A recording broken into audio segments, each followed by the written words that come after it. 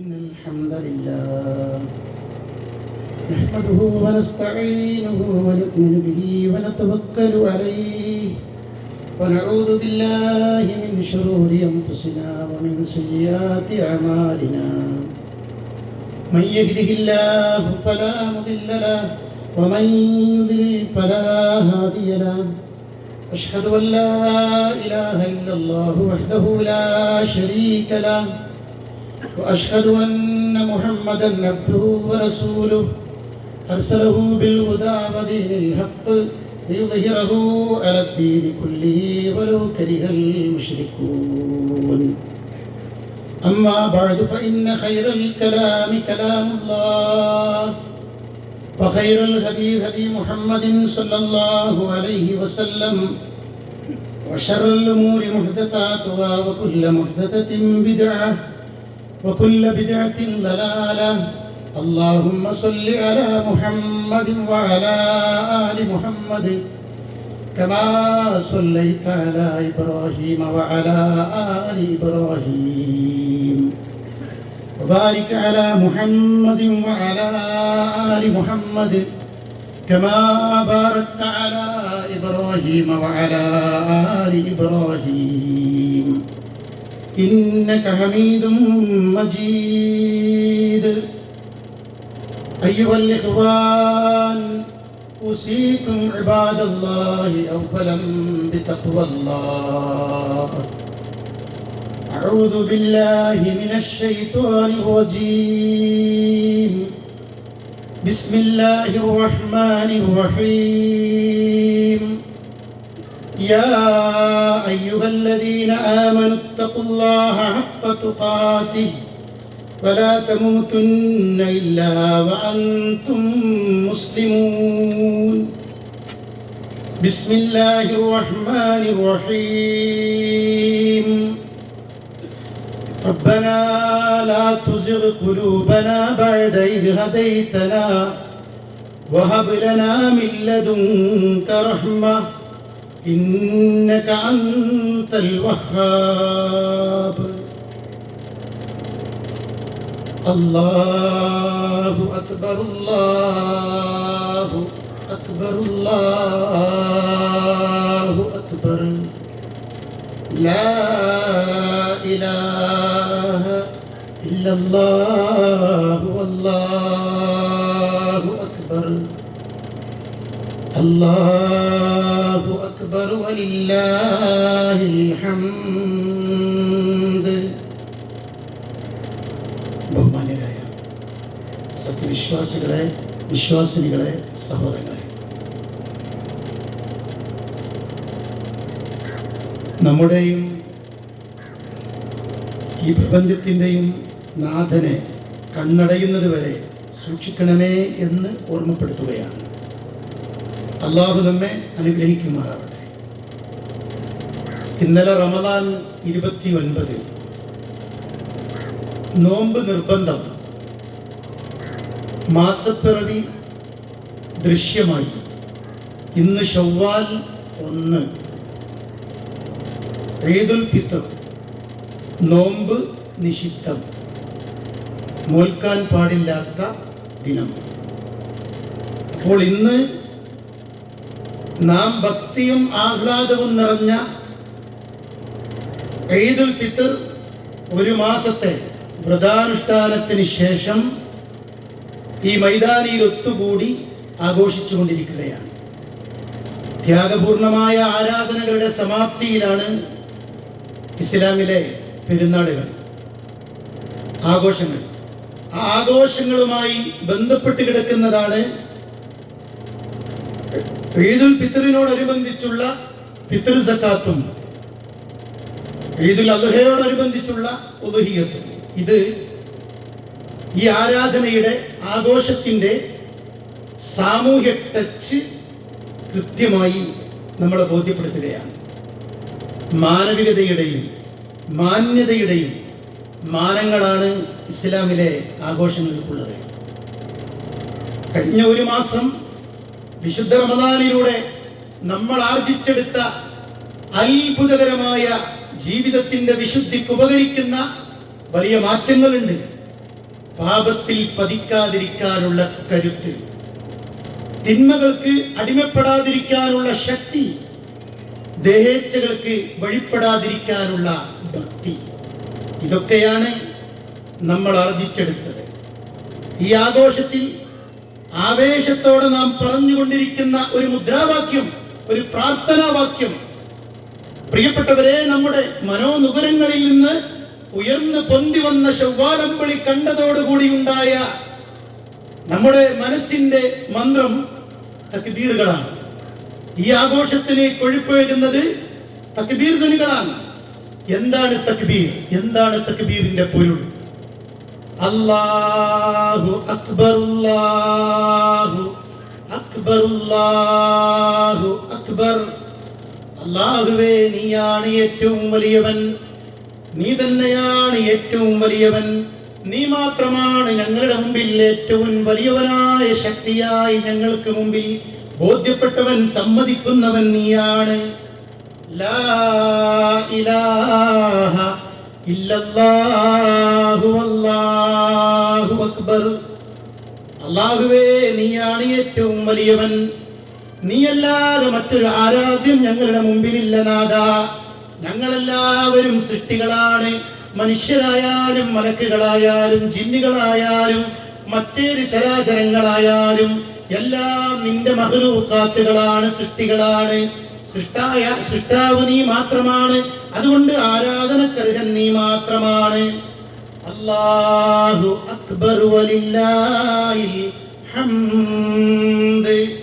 അല്ലാഹുവേ, നീയാണ് ഏറ്റവും വലിയവൻ, നിനക്കാണ് ഞങ്ങളുടെ ആത്മാർത്ഥമായുള്ള സകലമാന സ്തുതി അർപ്പണങ്ങളും സ്തോത്ര കീർത്തനങ്ങളും. ഇതാണ് തക്ബീറിന്റെ പൊരുൾ, ആശയം.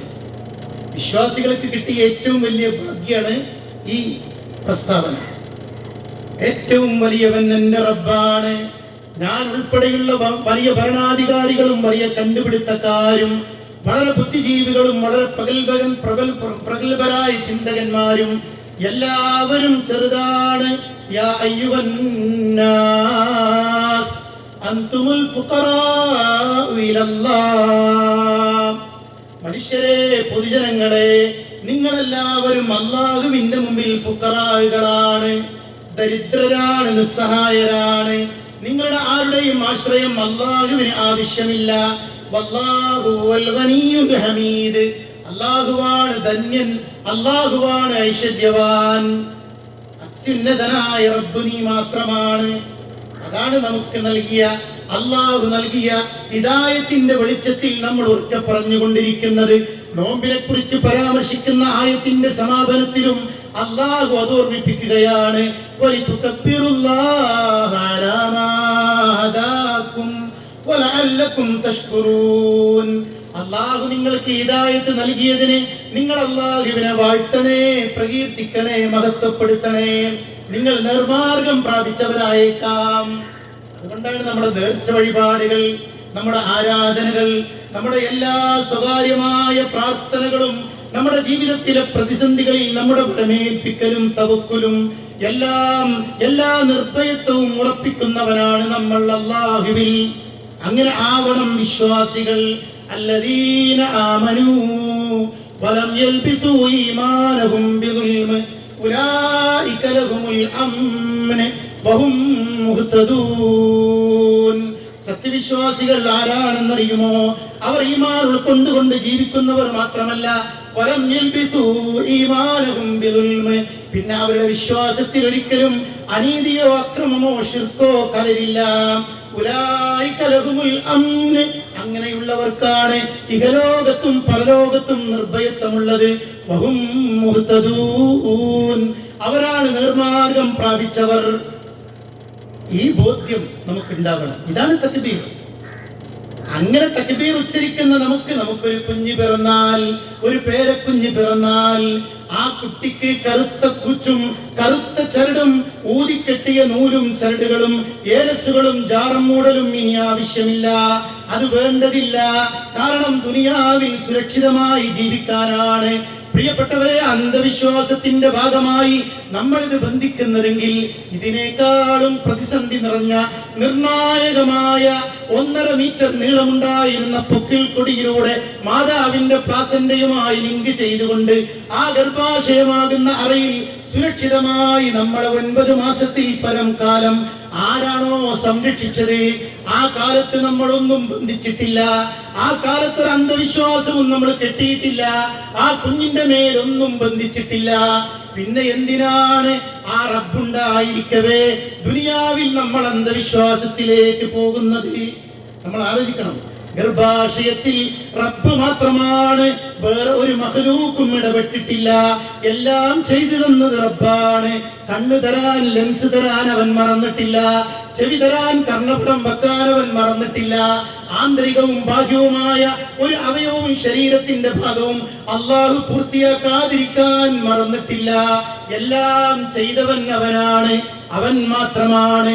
അതാണ് അല്ലാഹു അക്ബർ കബീറ വൽഹംദുലില്ലാഹി കതീറ സുബ്ഹാനല്ലാഹി ബുക്റതൻ വഅസീല ലാ ഇലാഹ ഇല്ലല്ലാഹു വല്ലാഹു അക്ബർ അല്ലാഹു അക്ബർ വലില്ലാഹിൽ ഹംദ്. ഇതാണ് തൗഹീദ്, അതിന്റെ വിളംബരം. സൂറത്ത് യാസീനിൽ അല്ലാഹു പറയാണ്, വമാലിയ ലാ അഅ്ബുദുല്ലദീ ഫതറനീ വഇലൈഹി തുർജഊൻ. ആരാണോ ഒരു സഹായവും ആവശ്യമില്ലാതെ, ഒരു പങ്കും ആരോടും ചോദിക്കാതെ എന്നെ സൃഷ്ടിച്ചുണ്ടാക്കുകയും ആരിലേക്കാണോ നാളെ എന്നെ തിരിച്ചു വിളിക്കപ്പെടുകയും ചെയ്യുന്നതെങ്കിൽ ആ റബ്ബിനെ ഞാൻ ആരാധിക്കാതിരിക്കാൻ എന്ത് ന്യായമാണുള്ളത്? അവനെ എങ്ങനെയാണ് ഞാൻ കൈവിടുക? ദർഗയിൽ പോയി സത്യം ചെയ്യുമ്പോൾ മുട്ടുപിറക്കുന്നവരാണ് ഭൂരിഭാഗം സഹോദരങ്ങളും. പള്ളിയിൽ പോയി സത്യം ചെയ്യാൻ ഭയമില്ലാത്തവരാണ്. നോക്കണങ്ങളെ, തവാഫ് ചെയ്യാൻ ലോകത്തൊരേ ഒരു കേന്ദ്രമാണ് പ്രിയപ്പെട്ടവരെ കഅബ നമുക്കുള്ളത്. പിന്നെ എവിടെയും ഒരു ഖബറിന്റെയും മുന്നിൽ, അള്ളാന്റെ റസൂലിന്റെ ഖബറിന്റെ മുമ്പിൽ വരെ ആ ഖബറിനെ വലയം ചെയ്തുകൊണ്ട് തവാഫില്ല. പക്ഷേ ആളുകളുടെ ചെയ്തികൾ നമുക്കറിയാം. അള്ളാഹു നമ്മെ കാത്തുരക്ഷിക്കുമാറാവട്ടെ. വമാ ഖദറുല്ലാഹ ഹഖ്ഖ ഖദ്രിഹി. അള്ളാഹുവിനെ മനസ്സിലാക്കേണ്ട പ്രകാരം മനസ്സിലാക്കാത്തതാണ് പ്രശ്നം.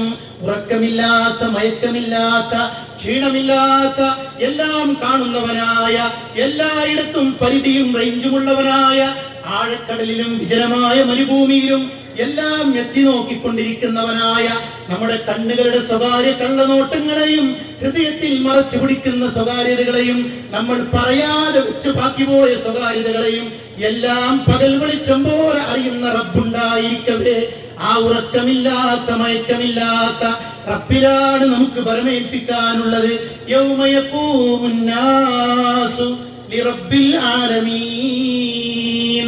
അള്ളാഹുവിന്റെ വിളി കേട്ടുകൊണ്ടാണ്, അള്ളാഹുവിന്റെ കൽപ്പന പ്രകാരമാണ്, അള്ളാന്റെ റസൂൽ ആഹ്വാനം ചെയ്തത് പ്രകാരമാണ് ഈ ഈദ്ഗാഹിൽ കുടുംബസമേതം വീടടച്ചുകൊണ്ട് നമ്മൾ വന്നതെങ്കിൽ പ്രിയപ്പെട്ടവരെ, എല്ലാവരും ഒരു നാളിൽ, നാളെ മഹ്ശറിൽ അള്ളാഹുവിന്റെ മുമ്പിൽ വന്നു നിൽക്കും.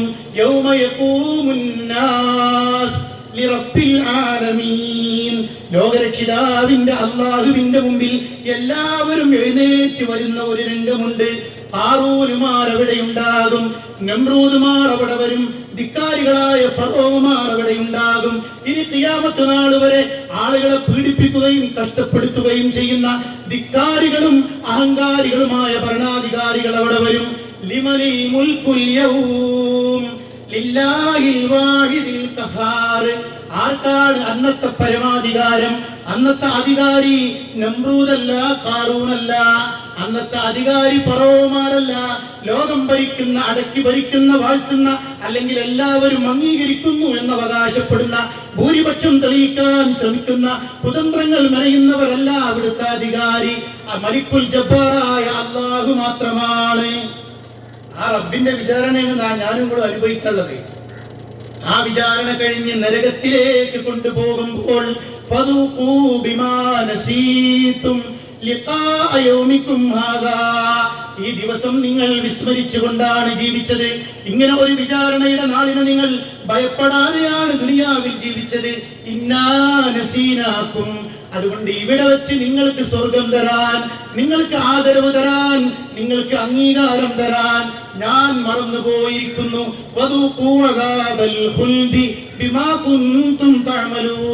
സൂറത്ത് സജദയിൽ അല്ലാഹു പറയാണ്, നിങ്ങൾ പ്രവർത്തിച്ചു കൊണ്ടിരുന്ന കർമ്മങ്ങൾക്കുള്ള പ്രതിഫലമാണ് നിങ്ങൾ അനുഭവിച്ചു കൊണ്ടിരിക്കുന്ന നരകം.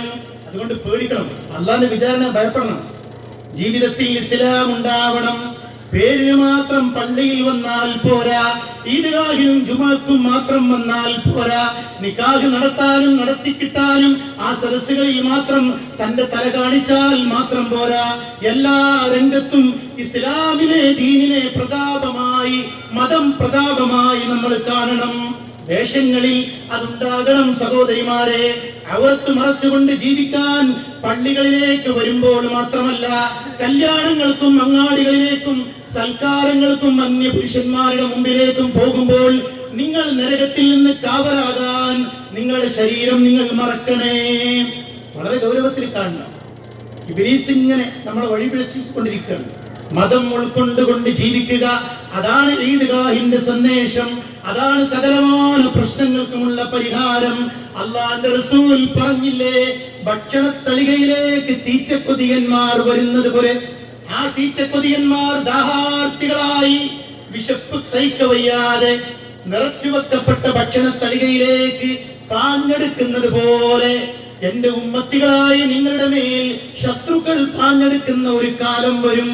പിന്നെന്തിനാ നമ്മൾ ഭയപ്പെടുന്നു? അല്ലാഹുവിന്റെ റസൂലിന്റെ താക്കീതാണ്. അങ്ങനത്തെ ഒരു കാലം നിങ്ങൾക്ക് വരും. നിങ്ങൾ ഭയപ്പെടേണ്ടതില്ല.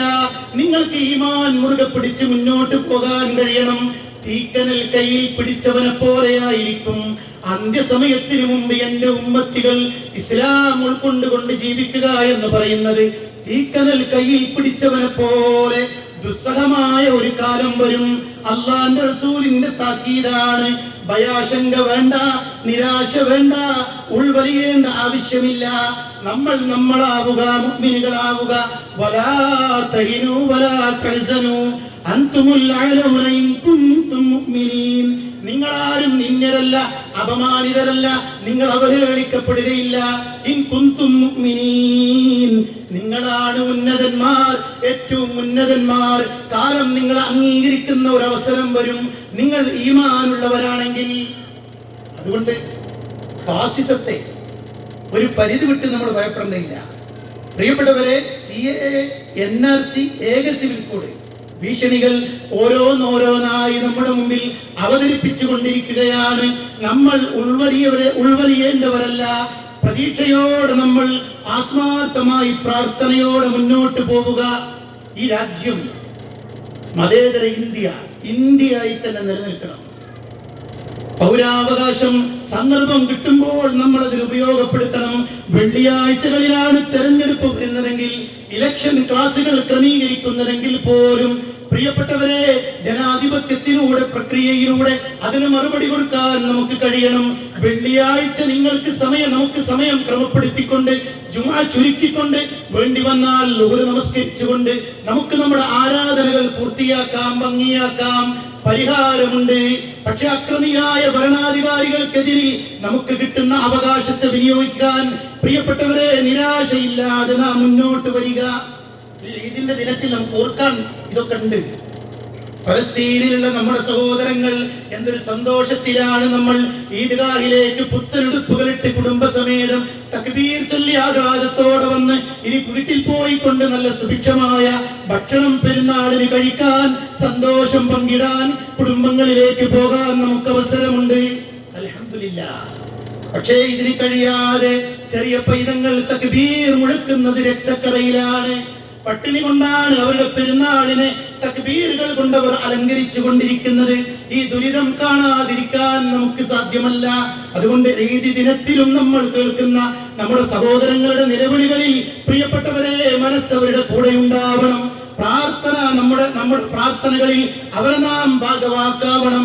അല്ലാഹുവേ, പീഡനം അനുഭവിക്കുന്ന ഞങ്ങളുടെ സഹോദരങ്ങൾക്ക് നീ സഹായമാകണേ നാഥ, നീ അത്താണിയാകണമേ നാഥ, നിർഭയത്വവും സമാധാനവും നൽകി അനുഗ്രഹിക്കണമേ തമ്പുരാനെ. നമ്മളൊരു സുഹൃത്ത്, സജീബ് എന്നാണ് പേര്, വയനാടാണ്. അധ്യാപകനായി ജോലിയിൽ കയറിയിട്ട് 2-3 കൊല്ലമായിട്ടുള്ളൂ. ഒരു സുന്ദരനായ യുവാവ്. പ്രിയപ്പെട്ടവരെ, അദ്ദേഹം തളർന്നു പെട്ടെന്നൊരു നിമിഷത്തിൽ. അങ്ങനെ തളർന്നു എന്ന് മാത്രമല്ല, കോഴിക്കോട് വലിയ ഹോസ്പിറ്റലുകളിൽ മാറി മാറി ചികിത്സിച്ചു. വിരലുകൾ ഇങ്ങനെ മരിക്കുകയാണ്. അപ്പൊ വിരല് മുറിച്ചു മാറ്റി.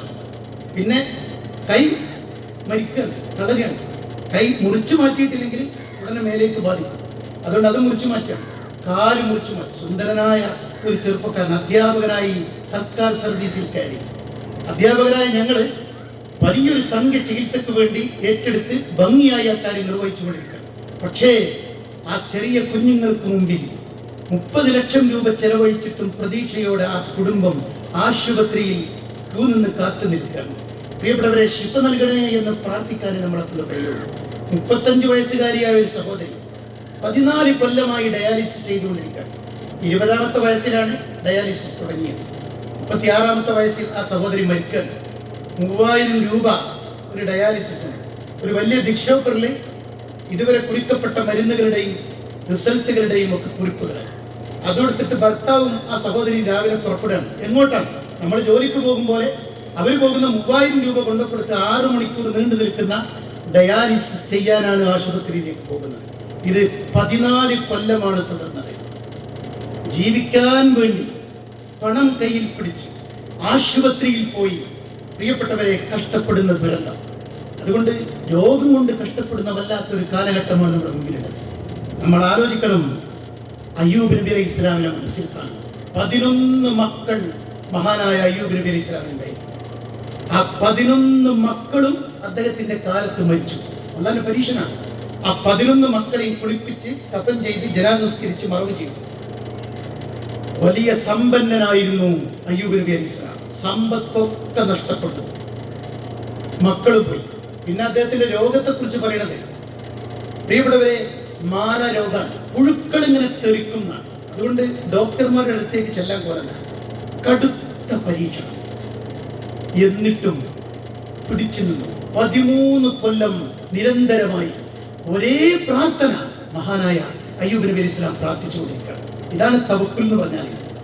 അയ്യൂബ ഇദ് നാദാ റബ്ബഹു അന്നീ മസ്സനിയൽ ദുർർ വഅൻത അർഹമുർ റാഹിമീൻ. അയ്യൂബ് നബി അലൈഹി ഇസ്ലാമിന്റെ പ്രാർത്ഥന അല്ലാഹു ഖുർആനിലൂടെ നമുക്കെടുത്ത് ഉദ്ധരിച്ചു തരികയാണ്.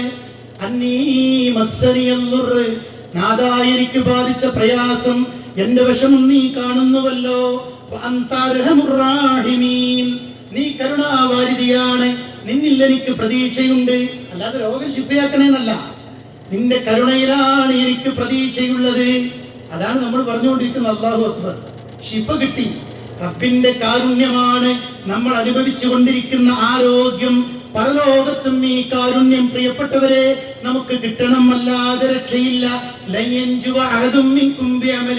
അല്ലാഹു റസൂൽ പറയാണ്, ഒരിക്കലും കർമ്മം കൊണ്ട് മാത്രം നിങ്ങൾ ആരും പരലോകത്ത് രക്ഷപ്പെടില്ല. നബിയെ, നിങ്ങളുടെ കാര്യം എങ്ങനെയായിരിക്കും? നിങ്ങൾ കർമ്മം കൊണ്ട് രക്ഷപ്പെടുമോ? ഇല്ലാ യതഗമ്മദനി അല്ലാഹു ബിറഹ്മത്തിൻ മിൻഹു വഫളി. അല്ലാഹു അവന്റെ കാരുണ്യം കൊണ്ട്, അവന്റെ അനുഗ്രഹം കൊണ്ട് പൊതിഞ്ഞാലല്ലാതെ എനിക്ക് പോലും പരലോകത്ത് രക്ഷയില്ലെന്ന് അഷ്റഫുൽ ഖൽഖായ റഹ്മത്തുൽ ലിൽ ആലമീനായ നമ്മുടെ നേതാവായ സ്വർഗത്തിന്റെ നായകനായ അല്ലാഹുവിന്റെ റസൂൽ ഓർമ്മപ്പെടുത്തുകയാണ്.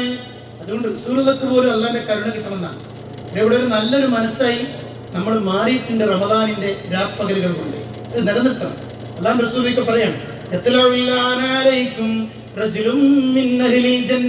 സ്വർഗത്തിൽ പോകുന്ന ഒരാൾ ഇതാ ഇപ്പോൾ ഇവിടേക്ക് കടന്നു വരും.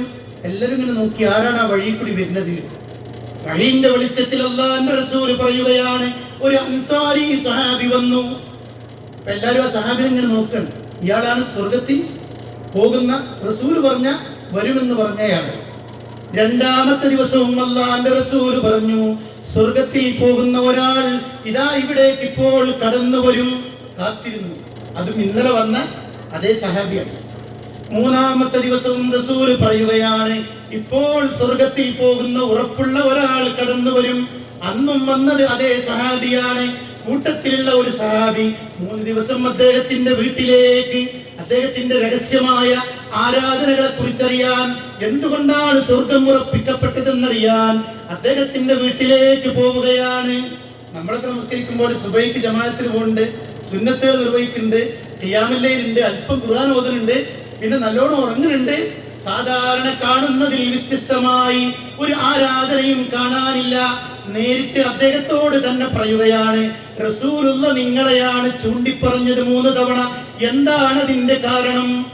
അദ്ദേഹത്തിന്റെ വിശേഷണം പറയാൻ, എന്റെ ഒറ്റ പ്രത്യേകത, ലാ അജിദു ഫീ നഫ്സി അലാ അഹദിൻ മിനൽ മുസ്ലിമീന ഗശാ, മുസ്ലിങ്ങളിൽ ഒരാളോടും എന്റെ മനസ്സിൽ യാതൊരു വിദ്വേഷവുമില്ല, യാതൊരു പകയും ശത്രുതയുമില്ല.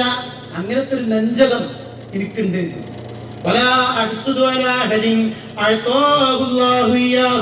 അള്ളാഹു നൽകിയ ഒരു നന്മയിലും ഒരാൾക്കും ലഭിക്കുന്നതിൽ ഞാൻ അസൂയ വെക്കാറില്ല.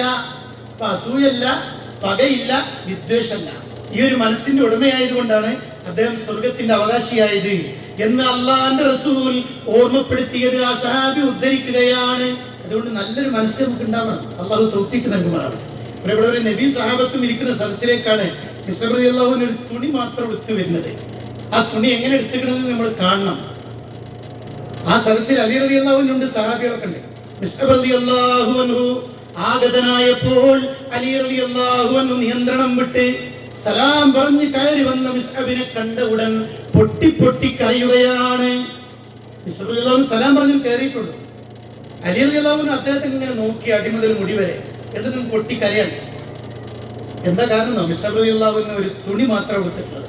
ആ തുണി തന്നെ പഴയതാണ്, നുരുമ്പിയതാണ്. അതിന് ഒരേ തുളകളുണ്ട്, പല കഷ്ണങ്ങളും തുന്നി പിടിപ്പിച്ചിട്ടുണ്ട്.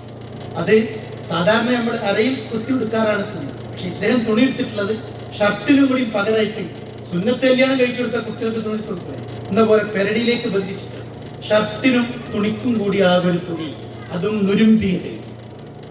ഈ മിസ്അബ് റളിയല്ലാഹു അൻഹുവിനെ ഈ വേഷത്തിൽ കണ്ടപ്പോഴാണ് അലി റളിയല്ലാഹു അൻഹു പൊട്ടി പൊട്ടി കരയുന്നത്. അലി റളിയല്ലാഹു അൻഹു കാരണം ചോദിച്ചപ്പോൾ പറഞ്ഞ അതാണ്. എന്നിട്ട് അദ്ദേഹം പറയുന്നുണ്ട്, മിസ്അബ് റളിയല്ലാഹു അൻഹുവിന്റെ പൂർവ്വകാല ചരിത്രം ഞാൻ കണ്ടതാണ്, അറിഞ്ഞതാണ്. ഈ നാട്ടിലെ ഏറ്റവും വലിയ പണക്കാരനായിരുന്നു.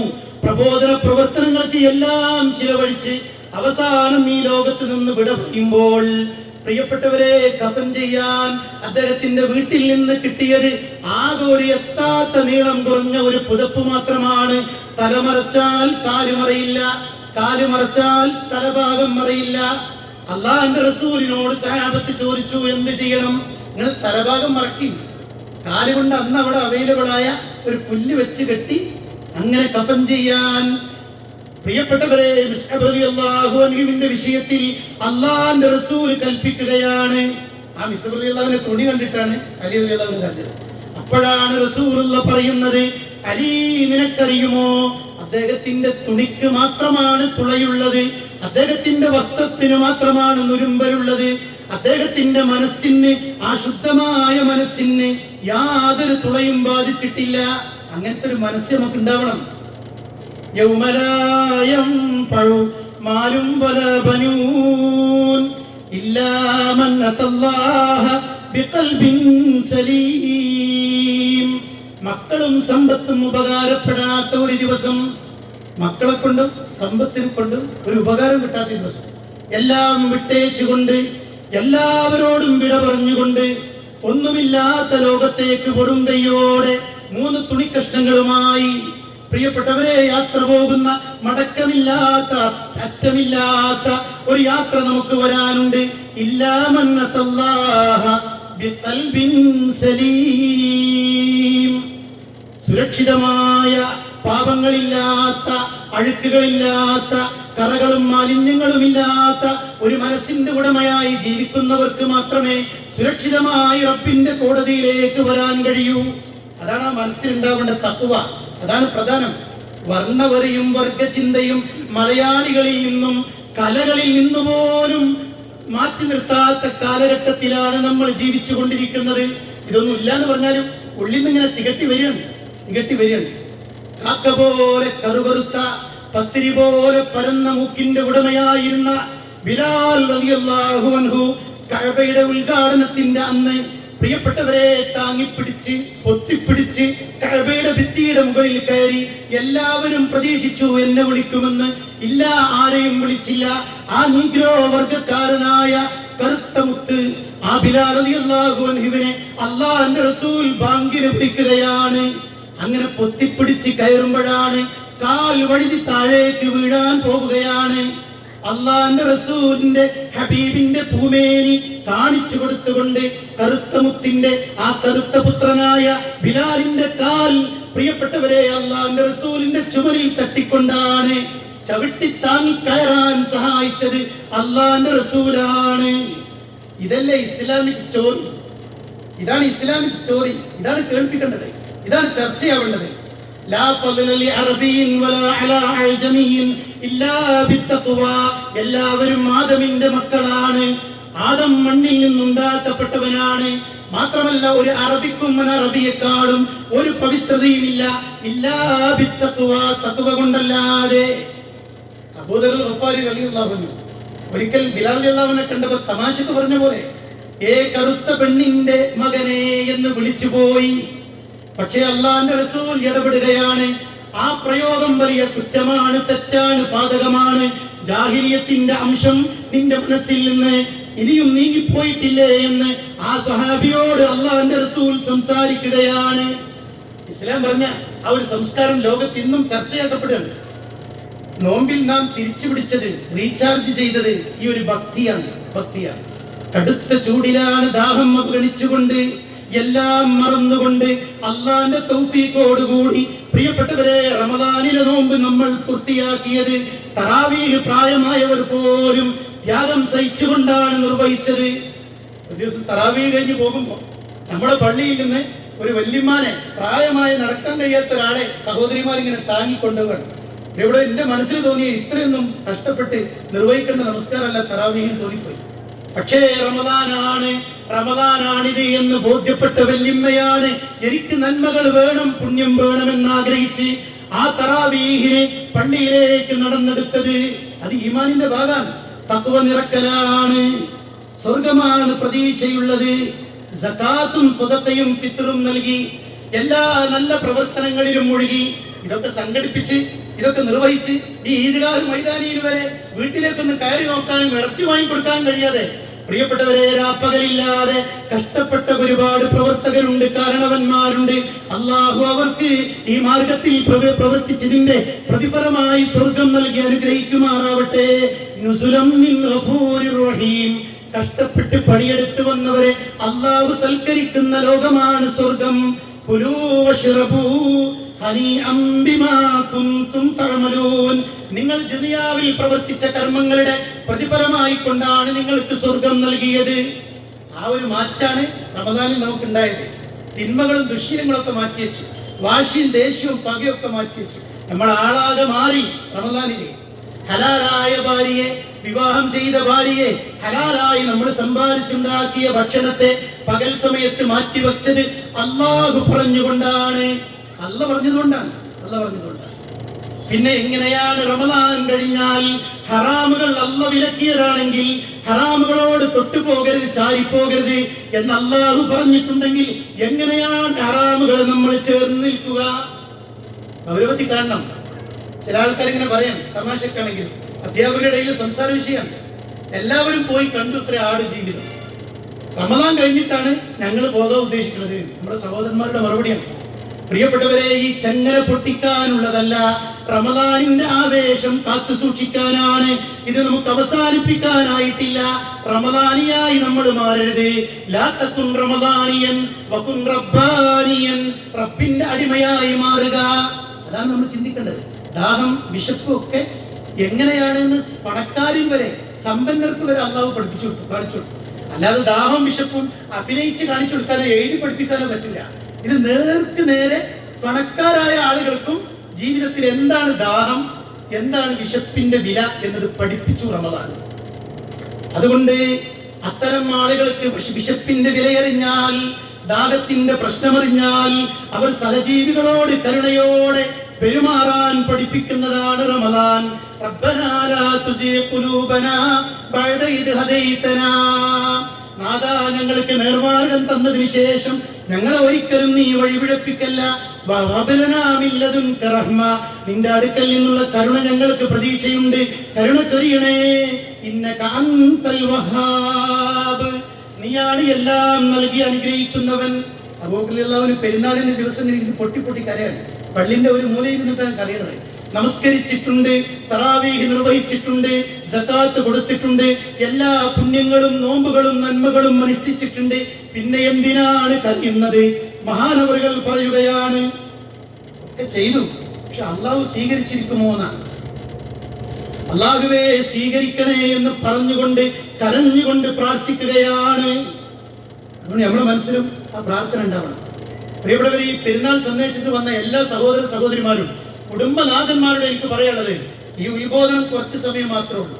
പക്ഷേ എല്ലാ വെള്ളിയാഴ്ചയും ഏറ്റവും നല്ല ദിവസത്തിൽ ഏറ്റവും നല്ല സ്ഥലത്ത് വെച്ച് ഏറ്റവും നല്ല സമയത്ത് പ്രിയപ്പെട്ടവരെ ഉത്ബോധനം കേൾക്കാൻ, ജുമാ നമസ്കാരത്തിൽ പങ്കെടുക്കാൻ സ്ത്രീകൾക്ക് വരെ സൗകര്യമായ സംവിധാനങ്ങൾ ഒരുക്കിക്കൊണ്ട് സൗകര്യമുള്ള ഈ അങ്ങാടിയിലെ പള്ളിയിൽ കുടുംബസമേതം ജുമാക്ക് വരാൻ ഒരു തീരുമാനമെടുത്തുകൊണ്ടാണ് ഈദ്ഗാഹ് മൈതാനിയിൽ നിന്ന് നമ്മൾ പിരിഞ്ഞു പോകേണ്ടത്.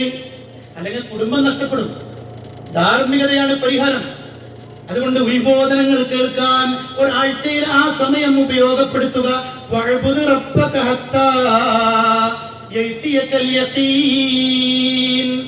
സത്യമാകുന്ന മരണം വരുന്നത് വരെ നിന്റെ റബ്ബിനെ നീ ആരാധിക്കണേ. ഒരു പ്രത്യേക കാലഘട്ടത്തിൽ മാത്രമല്ല, പ്രത്യേക സന്ദർഭത്തിൽ മാത്രമല്ല, ലാ ഇലാഹ ഇല്ലല്ലാഹ് ഉച്ചരിച്ചുകൊണ്ട് കണ്ണടയുന്നത് വരെ റബ്ബിനെ ആരാധിക്കേണ്ടവരാണ് നമ്മൾ. ഞാൻ അവസാനിപ്പിക്കണം. പെരുന്നാളിന്റെ സന്ദേശമായി പറയാനുള്ളത് ഗൗരവമുള്ള വിഷയമാണ്. ശത്രുതയില്ലാത്ത, പിണക്കമില്ലാത്ത ബന്ധങ്ങൾ നാം സൃഷ്ടിക്കുക. മാതാപിതാക്കളോട്, രക്തബന്ധുക്കളോട്, അയൽവാസികളോട്, സഹപ്രവർത്തകരോട്, സുഹൃത്തുക്കളോട്, ഈ ഈദ്ഗാഹിൽ വന്നവരോട്. ഇന്നിവിടെ വെച്ചുകൊണ്ട് ആരെങ്കിലും മുമ്പെന്നെങ്ങാനും പിണങ്ങിയിട്ടുണ്ടെങ്കിൽ പ്രിയപ്പെട്ടവരെ കൈപിടിച്ചുകൊണ്ട് സലാം പറഞ്ഞുകൊണ്ട് മിണ്ടുക, വീടുകൾ സന്ദർശിക്കുക, കുടുംബബന്ധം ചേർക്കുക. അതാണ് ഈദിന്റെ സന്ദേശമായി പറയേണ്ടത്.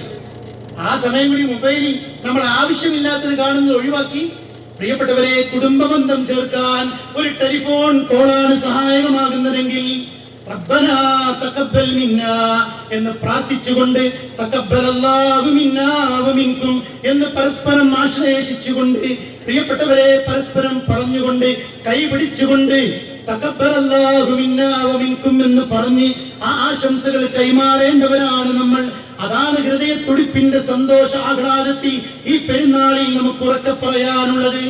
കഴിഞ്ഞ പെരുന്നാളിന് നമ്മുടെ കൂടെ ഉണ്ടായിരുന്ന പലരും ഈ പെരുന്നാളിന് നമ്മുടെ കൂടെയില്ല.